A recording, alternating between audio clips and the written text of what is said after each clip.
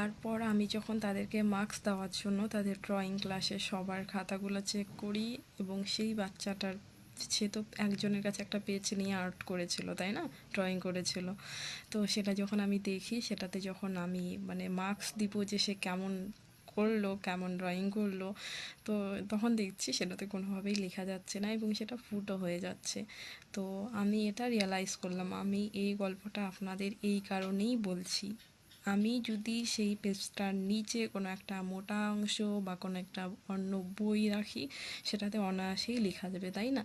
সেই পেজটাতেই লেখা যাবে, কিন্তু তার জন্য কি দরকার? একটা সাপোর্ট দরকার। ঠিক আমাদের মানুষের লাইফগুলোও এরকম, কেউ না কেউ, কারো না কারো আমাদের সাপোর্ট দরকার, হোক সেটা ফ্যামিলি বা পার্টনার। তো স্ট্রাগল নিজেকেই করতে হবে, সব কিছু আমাদের নিজেকেই করতে হবে, স্বপ্নও নিজেকেই পূরণ করতে হবে, চাই শুধু একটা সাহায্যের হাত, আর যার কাছে এটা আছে সে